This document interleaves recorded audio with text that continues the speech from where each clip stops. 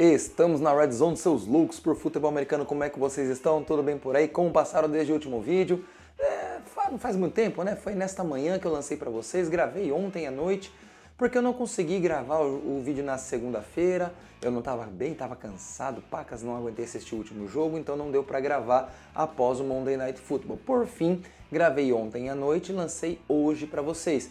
Mas hoje ainda tem mais um vídeo com algumas notícias relacionadas com a NFL e vou falar de 3 joguinhos aí que eu não falei no vídeo da segunda-feira de manhã, porém, todavia, vou falar agora com vocês. Antes de falar sobre essas notícias, sobre os vídeos, deixa aquele like, se inscreva no canal e ative o sininho das notificações e aproveita, espalha esse vídeo para os seus amigos, porque isso ajuda o canal a crescer cada vez mais. Então, vamos embora para o vídeo, solta a vinheta.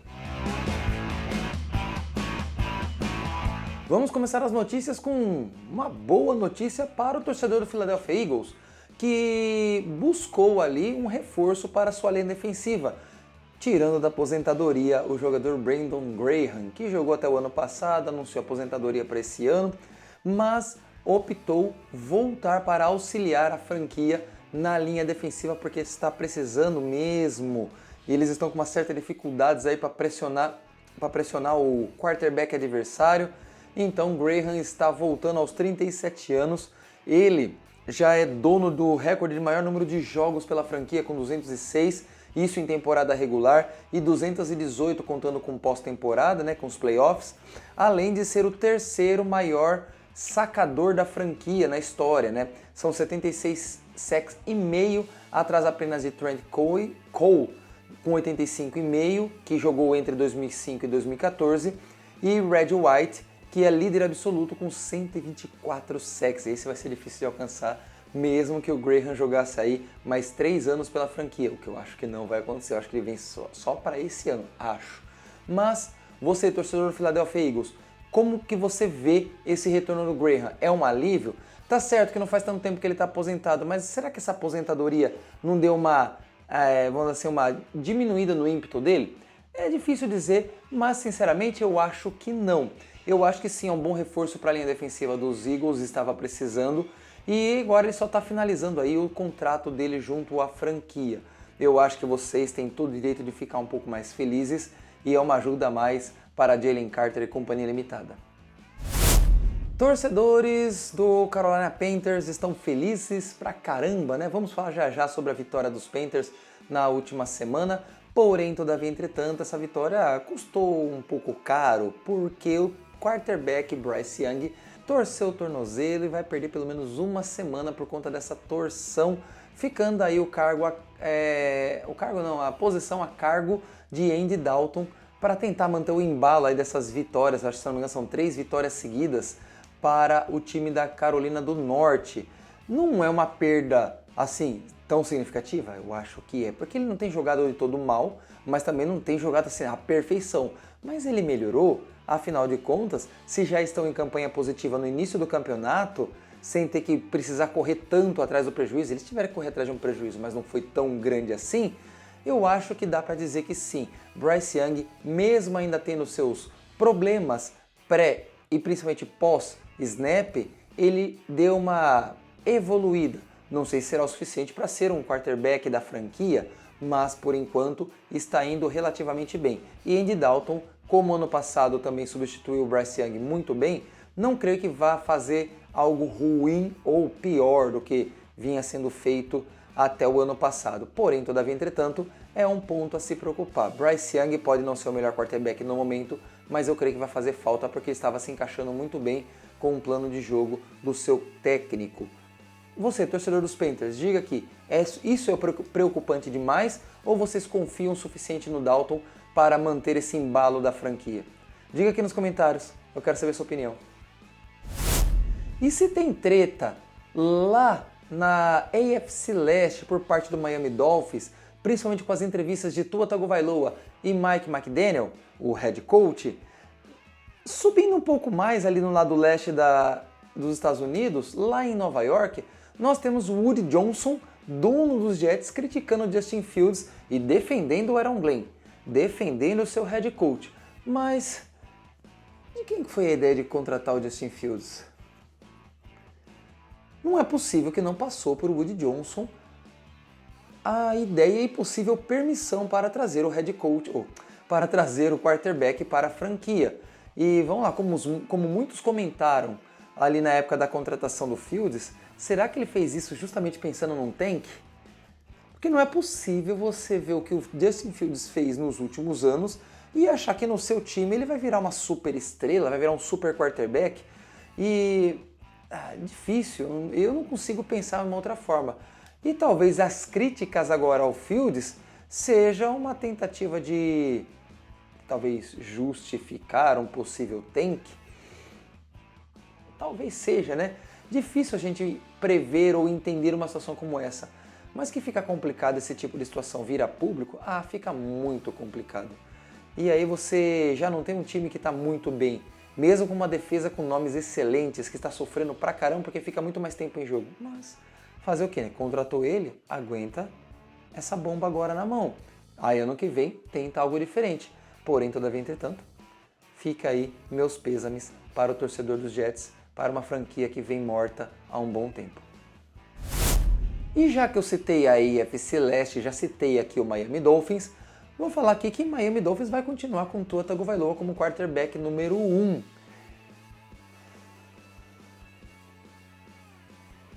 Será que eles estão pensando em tank também? Mike McDaniels, a cada entrevista que ele dá, ele fala um monte de asneiras e não é mandado embora. Não sei como. A cada nova semana jogada são novas presepadas, tanto em chamadas quanto em execução das chamadas, interceptações do quarterback. Inclusive o Mike McDaniels deu uma interceptação falando que ele continua como quarterback número 1, mas espera que ele não lance 10 interceptações, né, ou 10 turnovers no próximo jogo. Ele tá pedindo para ser mandado embora e não sei por que não manda embora. Eu acho que é porque o General Manager sabe que se ele mandar o head coach embora, ele também vai ser mandado embora, a não ser que os donos cheguem e mandem os dois embora de uma única vez. A coisa tá feia lá embaixo, né, na parte sul dos Estados Unidos, principalmente do lado leste dessa parte sul, né, no sudeste. E convenhamos, sinceramente, eu não conseguiria confiar no Quinn Ewers agora, até porque os poucos jogos que ele entrou não foi muito bem. Mas entre confiar e entre dar uma chance para ver o que ele pode entregar, talvez eu apostaria um pouco mais no Quinn Ewers, pelo menos por uns 2 ou 3 jogos, quem sabe aí também daquela acalmada na situação do Tua Tagovailoa e quando precisar, se precisar dele voltar, ele volte um pouco mais atento, como aconteceu com o Bryce Young ano passado. E não vou confiar no Zach Wilson, mas nem que ele apareça pintado todo de ouro, distribuindo Lamborghinis para todos os caras da OL. Não, de jeito nenhum. Zach Wilson, esquece. Zach Wilson é um outro Justin Fields da vida, só que continua como reserva. A situação está caótica na AFC Leste, né? São 2 times muito ruins e um Patriots que surpreende muito bem, um Bills que está ali meio que capengando um pouco. Pois é, nós temos algumas situações distintas na AFC Leste, mas Jets e Dolphins estão bem aquém daquilo que se esperava. E como prometido na introdução, vamos falar de 3 jogos que eu não citei aqui no vídeo sobre o domingo de NFL, começando com New England Patriots 31 contra Tennessee Titans 13.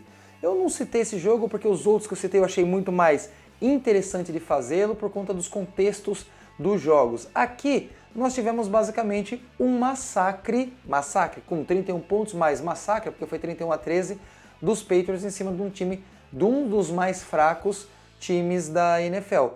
Vamos assim, o mais fraco, mesmo tendo uma vitória, diferente dos Jets, o time no papel do Tennessee Titans é bem mais fraco que o time do Jets. O problema do Jets é liderança dentro e fora de campo. Isso atrapalha e atrapalha bastante. E nós tivemos ali um Cam Ward, por exemplo, que teve 25 passes completados de 34. Ok, não foi tão ruim assim, 255 jardas, mas ele cometeu muitas presepadas. Inclusive, um dos touchdowns defensivos do New England Patriots, ou seja, foi um só? Ou foram 2? Um só, né? O único touchdown defensivo do New England Patriots, marcado por Clavon Chaisson, acho que é assim que pronuncia o nome dele, foi por uma caca do Cam Ward. Ele tentando lançar a bola, a hora que ele levou a bola para trás, bateu no capacete, deu fumble, o cara pegou a bola, correu, marcou o touchdown, pronto. Touchdown defensivo. O jogo estava até, de certa forma, equilibrado no início do primeiro quarto, né? 10-3 para o Tennessee Titans. Aí terminou o segundo quarto 17-13. No terceiro quarto em diante, aí deu essa deslanchada, 14-0 no terceiro quarto. E aí no final do jogo, o New England Patriots só deu aquela administrada, ficou 0-0 mesmo ali no quarto quarto. Não precisou muito além, ficou aquele jogo um pouco mais marrento. Nós tivemos aí um Drake May que fez 21 passes completados de 23, jogo beirando a perfeição, 222 jardas, 2 touchdowns lançados. O jogo estava tão tranquilo que no final entrou o Joshua Dobbs e nem precisou ficar lançando bola. Ele lançou um passe completo de um passe tentado, 12 jardas, não lançou touchdown obviamente, e o jogo corrido foi muito bom. Ramondre Stevenson está segurando melhor a bola, marcou um touchdown correndo com a bola, 88 jardas em 18 carregadas, está certo, a média de jardas 4.9, está ali perto de uma média boa, mas ainda considero baixa, tá? Para mim, boa mesmo, é sempre acima de 5 jardas. Isso quer dizer que em 2 carregadas você pode conseguir um first down. O Drake May correu mais 62 jardas, média de 7.8 jardas por tentativa. Aí você teve Terrell Jennings correndo 18 jardas, o Tre'Vell Henderson, que correu mais 5 jardas, o Malik Hollins, que correu 4 jardas, e o Joshua Dobbs, que tentou 2 corridas e teve 2 jardas negativas, mas aí, tanto faz como tanto fez, reduziu só 2 jardas aí do time, poderia estar com 177 jardas totais por terra.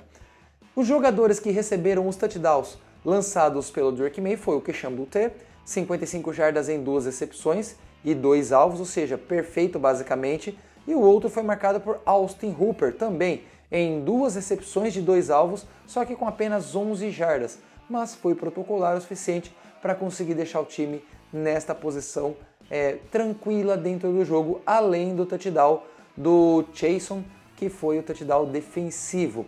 E vamos lá, né? Defesa, falando em defesa, nós tivemos uma linha defensiva dos Patriots que dessa vez sofreu um pouco mais contra a DL do time do Tennessee Titans, que sofreu aí, aliás, conseguiu fazer o Drake May sofrer 4 sacks, né? Foram 4 sacks sofridos pelo Drake May para perda de 22 jardas, relativamente alta, e o time de defesa dos Patriots conseguiu executar aí 5 sacks em cima do Cam Ward, totalizando aí perda de 39 jardas.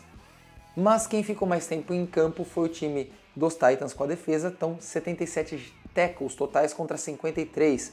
Foram 6 tackles for loss para cada lado, 4 pressões aqui para a defesa dos Titans contra 5 pressões para a defesa dos Patriots e o touchdown marcado pelos defensores dos Patriots. Então foi um jogo assim, até de certa forma protocolar, principalmente depois desse touchdown defensivo. Aí eu acho que o Cam Ward e companhia limitada se perderam praticamente de forma total e acabaram deixando o jogo decair de vez. Tinham chances até o final do primeiro tempo, depois disso tudo desandou.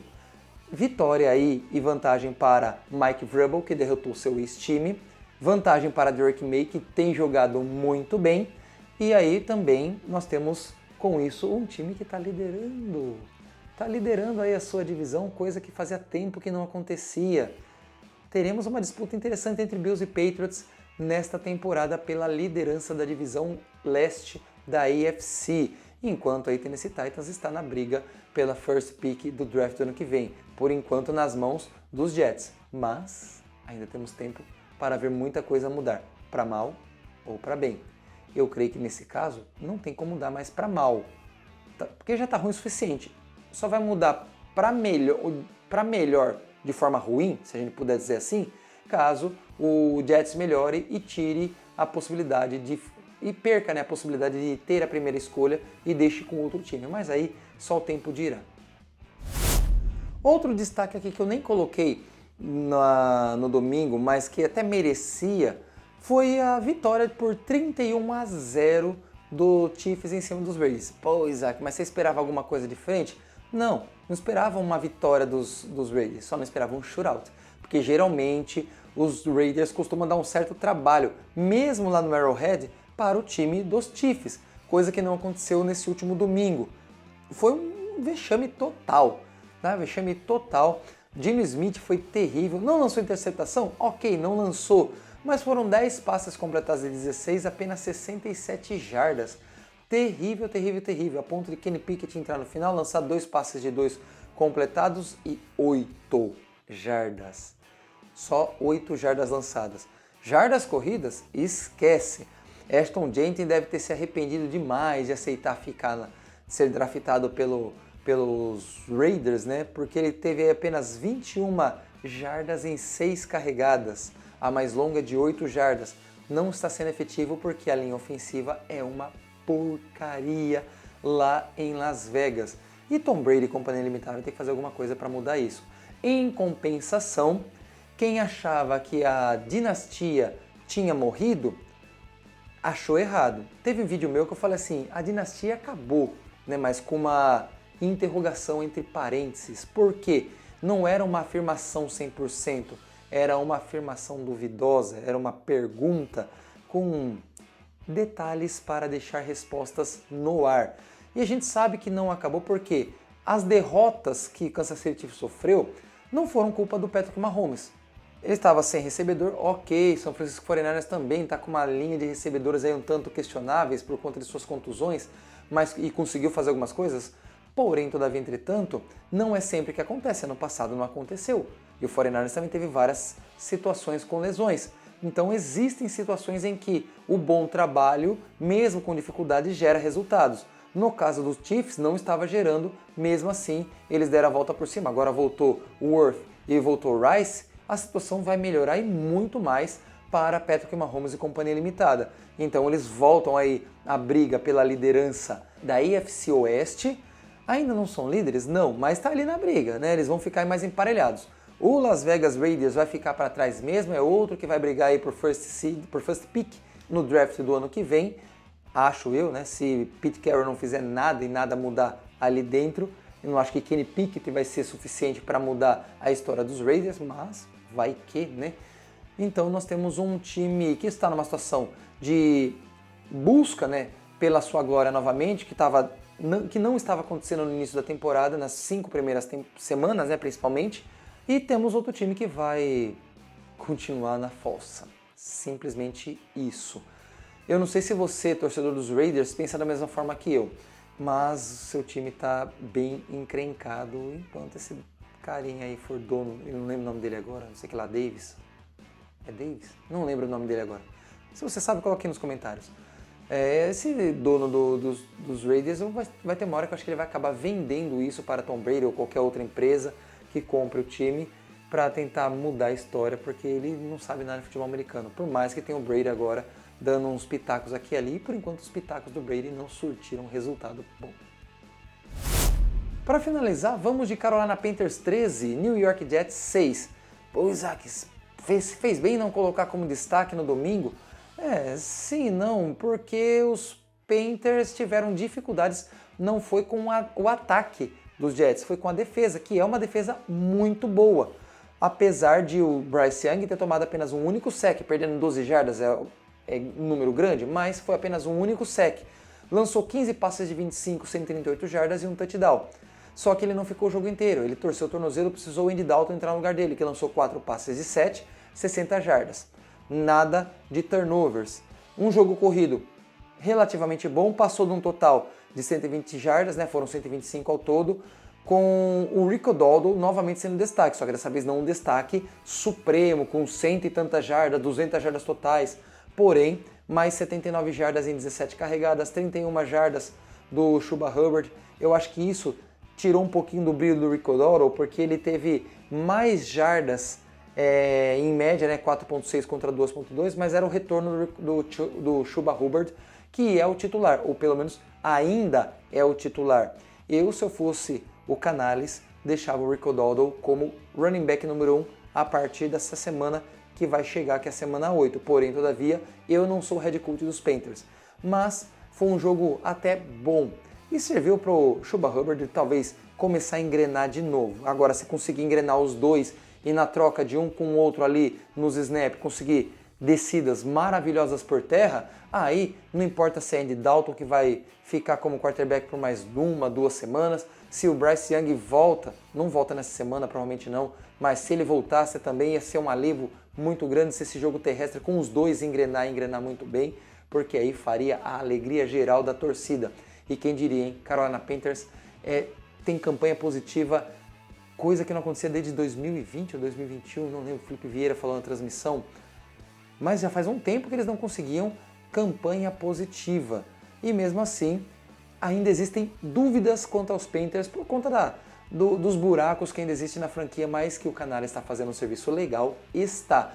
E aí nós temos uma esperança muito maior para o torcedor lá de Charlotte, porque talvez um bom futuro pode vir para a franquia. Diga aqui nos comentários, torcedor dos Panthers, se você acha isso. Fã de futebol americano, se você acha a mesma coisa que eu, diga aqui nos comentários. Se você acha o contrário, também diga. Agora os Jets, nós já falamos um pouquinho lá sobre as notícias relacionadas à franquia e não dá. O Justin Fields é bust com letras garrafais, como já falei em vídeos anteriores. Tyrod Taylor acabou assumindo a titularidade, teve mais snaps que o próprio Fields. Foram 10 passes completados de 22 para o Tyrod Taylor, que também não é grande coisa, lançou 2 interceptações.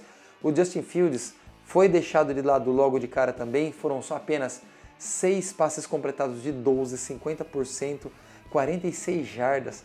Terrível, terrível, terrível. O time sofreu ao todo 6 sacks, 3 de cada um dos quarterbacks, só que quem perdeu mais jardas com esses sacks foi o Fields, que foram 21 jardas perdidas. Jogo corrido, fraquíssimo, Breece Hall 38 jardas em 11 toques na bola, Justin Fields 22 jardas em 4 toques, ok, uma média boa, 5.5 jardas por carregada, mas para um quarterback isso não basta. Tá certo que talvez o plano de jogo para o Fields não esteja sendo melhor, mantê-lo dentro do pocket, esse é um erro, mas não tem como, acho que nem de outras formas você consegue transformar o Fields em um bom quarterback, quanto mais um quarterback de nível excelente. Então, para mim, bust com letras maiúsculas e garrafais. Bem, galera, já passamos dos 20 minutos aqui de vídeo e esse foi o nosso vídeo. Espero que você tenha gostado. Se inscreva no canal se ainda não for inscrito, deixa aqui seu comentário, deixa o like também porque ajuda bastante na divulgação aí nos números do YouTube. E esse foi o nosso vídeo, até a próxima, vamos embora para mais touchdown. Valeu!